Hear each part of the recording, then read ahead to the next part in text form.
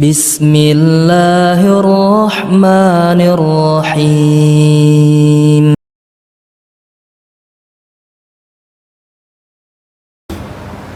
Bagaimana mensikapi orang-orang yang menghakimi kita, katanya kita ini taklid buta.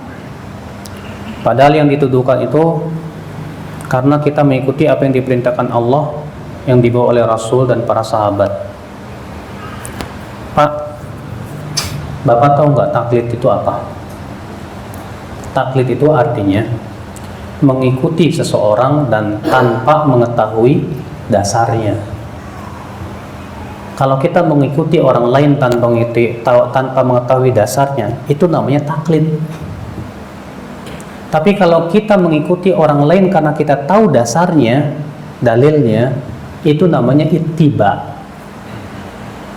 Yang membedakan ini seorang ulama yang bernama Al-Hafidh Ibnu Abdul Bar dalam kitab At-Tamhid. Beliau wafat pada tahun 464 Hijriah. Ya, atau kurang dari itu. Di mana beliau membedakan itu dalam kitabnya.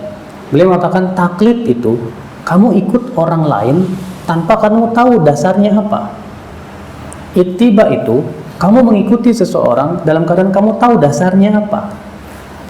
Nah sekarang kalau antum dituduh sama orang, kamu jangan taklid dong, jangan marah dulu.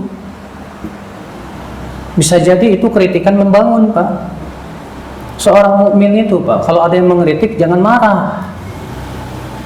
Ya, kalau kritikan itu memang ada benar pada diri dia, ucapkan terima kasih. Makasih ya, thank you. Anda sudah nyelamatin saya dari neraka. Alhamdulillah. Kalau ternyata kritikan itu tidak ada pada diri dia, cukuplah bantah secara ilmiah. Ya kan, Pak? Karena di negeri kita itu, Pak, maaf, kritikan itu dianggap permusuhan. Jadi kita sebagai seorang manusia nggak boleh dikritik. Kalau ada yang ngeritik berarti itu orang musuhin saya. Ini sebuah pemahaman yang salah. Kalau ada yang mengkritik kita, siapapun dia, lihatlah kritikan itu. Benar nggak ada pada diri kita? Kalau itu ada pada diri kita dan kita yang salah, alhamdulillah. Kita ucapkan apa? Terima kasih. Itu tanda ketawaduan, Pak. Imam Ad-Dhahabi ketika mengomentari perkataan Ibrahim bin Adham, apa kata Ibrahim bin Adham? Ma'arafallah man ahabba syuhra. Belum mengenal Allah orang yang masih suka ketenaran. Apa kata Imam Ad-Dhahabi? Alamatul mukhlis alladhi qad yuhibbu syuhra annahu idza iba ala fi'lihi i'taraf wa lam yuharrid walam yusir bal yaqul rahimallahu imra'an rahimallahu man ahda ilayya uyubi. Tanda orang ikhlas itu yaitu apabila ia diingatkan kesalahannya, dikritik, dia tidak panas hatinya dan dia tidak ngeyel. Justru dia berkata, semoga Allah merahmati orang yang mengingatkan kesalahan saya. Itu tanda orang ikhlas, kata siapa? Tanda orang ikhlas itu kalau dikritik dia terima kasih. Cuma walaupun juga ya, orang yang mengkritik hendaknya menyampaikan dengan bahasa yang lembut.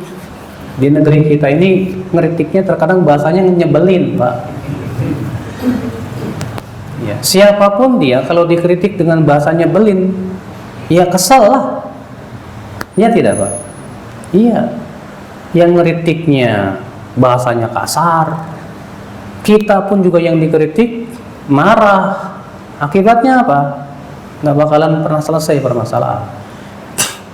Tapi coba kalau antum mau mengkritik tapi dengan bahasa yang halus, bagus, pujilah dia orangnya. Kemudian antum kritik sesuatu yang perlu dikritik pada dia. Kritik pun ya tidak harus disampaikan di media sosial, Pak. Kritik itu dalam Islam, Pak. Sampaikanlah langsung ke orangnya, jangan di media sosial antum tulis. Itu bukan adab. Ibnu Hibban dalam kitab Rawdatul Uqala berkata, bedakan antara nasihat dengan menebar aib. Nasihat itu, kata beliau, engkau nasihati dia antara kamu dan dia saja. Adapun kalau engkau nasihatin dia di depan orang banyak, itu namanya kamu menebar aib dia. Beda. Makanya ya, antum mau mengkritik seseorang di media sosial tidak boleh, kecuali kalau dia menulis sesuatu di media sosial dan antum harus bantah di situ juga boleh, maslahatnya banyak, asal jaga adabnya, adab dalam berbicara. Iya, jangan mengeluarkan kebun binatang, Pak.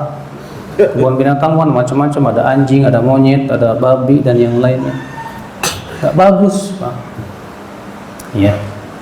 Nah ini, jadi kalau misalnya kita dikritik sama orang, disebut, wah kamu taklid, langsung kita introspeksi diri. Saya benar nggak ya taklid? Selama ini saya ngikutin ustadz, tahu dalilnya nggak ya? Alhamdulillah saya tahu dalilnya. Alhamdulillah saya bukan taklid. Nanti kalau gitu gimana? Sampaikan kepada orang yang nuduh, Mas menuduh saya taklid. Taklid apa sih Mas? Ya kamu tuh terlalu ngebel sama dia. Pahamkan kepada dia, taklid itu ngikutin orang dengan tanpa dasar. Saya tahu dalilnya kok. Ini dalilnya begini. Ini secara ilmiah. Antum tunjukkan. Buktinya ada kok. Apa saya taklid? Ya. Kalau saya ngikutin orang karena ada dalilnya kuat, Al-Quran, hadis, perkataan ulama, apa saya tidak boleh? Iya.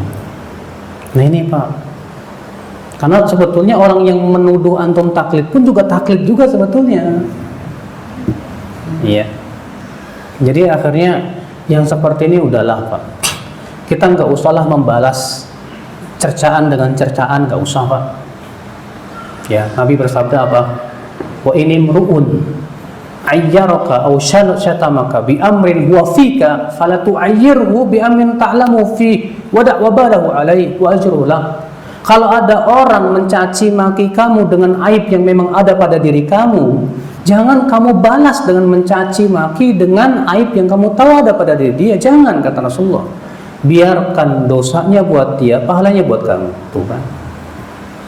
Kalau ada orang yang mencaci maki kita dan memang aib itu ada pada diri kita, seringkali kita pengennya mencaci dia kan Pak.